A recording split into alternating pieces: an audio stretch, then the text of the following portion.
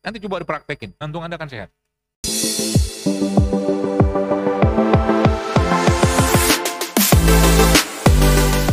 Tanah dalam tubuh kita itu digambarkan dengan lambung kita. Mereka butuh bahan baku, karena di lambung kita pun ada bakteri. Bahan baku mereka serat. Ya, bahan baku mereka serat. Maka sebenarnya kalau kita kaji dari sisi sudut pandang serat, ya kurma itu salah satu serat yang terbaik. Ya, dalam kondisi perut kosong Bapak sekalian, orang makan kurma itu bagusnya luar biasa untuk makanan bakteri atau untuk bisa dicerna oleh bakteri yang ada di situ.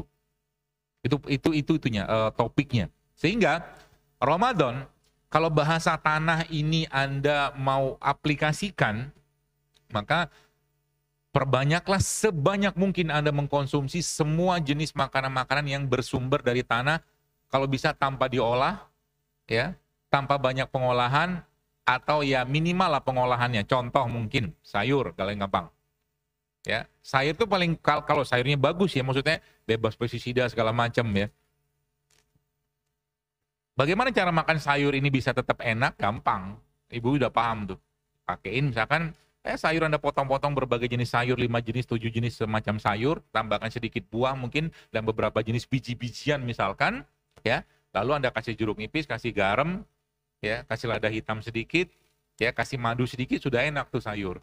Dan Anda bisa makan mentah. Ya, sesimpel itu sebenarnya. Ya.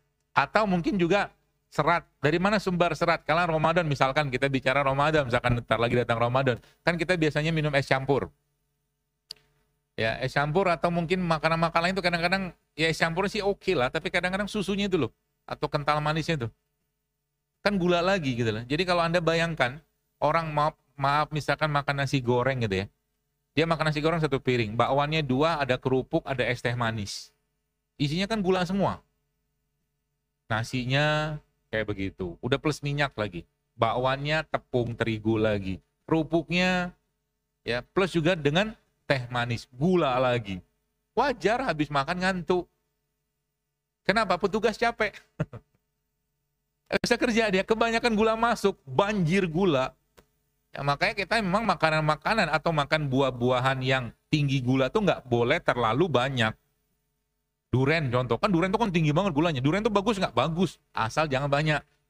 Bagus makan duren. Seratnya bagus. Anda bacalah isi duren itu apa. Tapi karena gulanya tinggi, mabuk kita. Kalau banyak-banyak makan durian. Atau buah-buahan yang tinggi gula, seperti contohnya lagi apa? Nanas. Nanas itu kan kalau overripe, dia matang banget kan, bau kayak alkohol. Itu bikin mabuk gitu kan. Jadi sebenarnya kita tuh makan alkohol juga dalam buah kalau dia terlalu matang. Ya seperti itulah. Nah, bahasa tanah tadi ya, semakin banyak yang Anda makan yang tumbuh di tanah, ya, yang banyak dikupas bukan dikemas, makin bagus kita. Ya, mulai dibiasain nanti Ramadan kayak begitu. Ya, atau mungkin hari-hari sekarang juga aja sehingga nanti kita bayangin ya, kalau sudah ngerti ilmunya, maka nanti petugas itu tadi misalkan kita perkuat dia kalau ngerti caranya, ya. Atau yang penumpang ini diperkuat. Contoh kan penumpang ini kan gula. Kita nggak bisa jauh-jauh dari gula. Oke, bolehlah, silakan saja. Tapi bagaimana caranya ya supaya gula yang kita makan itu tidak memberatkan badan? Contohnya gimana? Kasih dia biji-bijian. Jadi kalau Anda masak nasi gitu, campurin biji-bijian. Sekarang sudah banyak produknya tuh. Ada biji kacang hijau lah, kacang merah, macam-macam tuh. Dicampur sama nasi sehingga nasinya tadi ada seratnya. Atau kalau enggak, misalnya ya, Anda masak nasi, ya nasi itu Anda campur sedikit dengan minyak-minyakan. Seperti apa? Zaitun, VCO, itu juga bagus tuh. Buat gulanya supaya dia ada seratnya juga. Supaya petugasnya enggak letih gitu loh. Jadi mulai agak sedikit cerdas lah gitu kalau makan. Ya. Kan Allah sudah bilang, "Falyanzurin insanu ila ta'ami." Suruh merhatiin kita, makanan yang kita makan. Supaya apa? Ya supaya kita, maksudnya jangan sampai dimakan tuh justru malah melemahkan raga kita. Sekarang kan begitu. Yang dimakan akhirnya justru malah membuat tubuhnya bermasalah, berat badannya. Kenapa? Tadi. Ya. Keliru dari sisi caranya dan udah keliru yang dimakan, caranya salah, berlebihan pula. Contoh mungkin nih. Saya baca ada satu buku dan beberapa penelitian itu saya baca tentang bagaimana caranya supaya tidak terjadi lonjakan gula habis kita makan sesuatu yang bersifat manis atau gula olahan. Pengen makan roti atau pengen makan apalah yang sifatnya gula yang tinggi banget kalau habis makan itu. Jadi situ ceritakan tentang bagaimana efektivitas dari cuka apel atau cuka lah, vinegar itu. Itu nyata efeknya luar biasa. Jadi dia bikin riset kecil-kecilan, si peneliti itu dia lihatkan di situ grafik orang yang makan roti, ya, orang yang makan roti tanpa minum cuka apel atau cuka macam-macam lah, dia makan roti, terus naik deh gulanya tuh, tinggi banget, ya. Nah, ketika dia minum cuka, dia campurkan air seperti itu, sebelum dia makan roti tadi gulanya landai, ya. Pembahasan tentang si si petugas itu tadi, insulin tadi itu babnya bukan cuman urusan dalam hal kencing manis doang loh. Panjang itu ceritanya itu. Ya makanya tidak heran ya kalau ngerti sudah paham apa yang kita harus stop, apa yang kita harus perbanyak makan. Contoh mungkin stop atau kurangi, hindari kalau bisa gula olahan. Kalau Anda makan nasi itu nanti ya nasinya sedikit, lauknya banyak.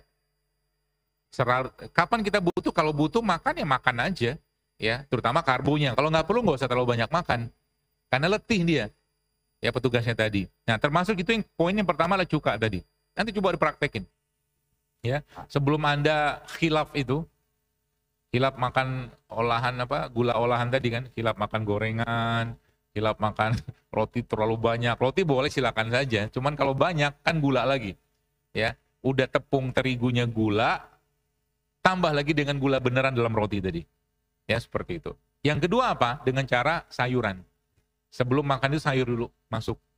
Jadi kalau urutannya plating makan itu, versi yang saya pahami itu adalah yang pertama Anda makan sayurnya dulu. Ya, yang kedua makan proteinnya. Baru yang ketiga karbonya. Karbo dikit aja. Udah kenyang itu, ya. Sehingga nanti kalau nanti misalkan Ramadan atau mungkin sekarang pun Anda mau bikin misalkan es campur gitu kan. Saya sebenarnya nggak terlalu suka es, tapi kalau bikin campur gitu, es campur gitu, esnya saya buang, jadi campur doang namanya. Isinya kan lidah buaya, rumput laut, buah-buahan, ya, cendol kan tepungnya tepung beras, gitu loh. Jadi nggak terigu dia, ya. Tambah buah-buahan macam-macam tuh situ. Nah airnya Anda bisa pakai air kelapa tua. Murah meriah, tapi penuh gizi. Apalagi Anda tambahkan di situ biji-bijian lagi, ya kacang-kacangan, dapat lagi protein. Buah-buahan yang misalkan Anda kasih misalkan alpukat, ya biar manis, kasih madu kan asik banget tuh. Kebayang gitu ya, ya enak, sehat, mudah gitu loh. Enggak sehoror ini bayangin banyak orang bahwa makan sehat, hidup sehat itu susah. Apa susahnya? Asal kita mau switching dikit aja, mau maksain diri kita sedikit aja, bisa kok, ketemu kok. Ya, misalkan saya pernah bahas tentang bagaimana Indonesia ini kaya banget dengan makanan tradisional. Tadi kan bab yang saya bahas tentang tadi karbo ketemu dengan lemak. Ya kan dengan minyak, nasi yang dicampur dengan minyak. Kan udah pernah kita makan kayak begitu. Getuk itu kan karbo ketemu lemak. Getuknya kan dari singkong. Dia punya kelapanya kan lemak itu. Ya, makanya guru saya bilang, kalau mau jantungnya benar, sehat, ya kuat, itu kelapa tua itu, Anda makan 1/4 aja sehari, jantung Anda akan sehat. Kelapa tua. Yang buat santan itu loh, Pak. Biasanya saya ngomong gini, itu baru saja saya ngomong, langsung muncul was-wasnya, kremi, ya kan?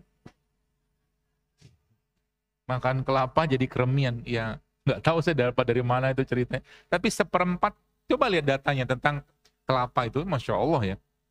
Kelapa tua, mau kelapa tua, kelapa muda, termasuk air kelapa tua itu. Ya, biasa kan Ramadan kan air kelapa muda naik daun, atau kelapa muda naik daun. Ngapain? Pada air kelapa tua itu nggak jauh-jauh beda sebenarnya kandungan nutrisinya kalau kita baca. Adalah sedikit beda, tapi tetap lebih tetap powerfulnya luar biasa dia. Apalagi kalau seandainya Anda jadikan minuman isotonik, jadi minuman isotonik dari Allah, bahasa gitu loh. Air kelapa tua itu jauh lebih baik daripada air isotonik manapun di supermarket pabrikan. Gak ada yang bisa ngalahin. Isotonik itu kan isotonik, isokinetik pula singkat saya. Air kelapa tua. Makanya kalau Asik kan? Ngemilnya kelapanya, minumnya air kelapanya. Tua. Gitu loh. Makan tiap hari itu. Ya, Masya Allah ya. Semudah itu sebenarnya.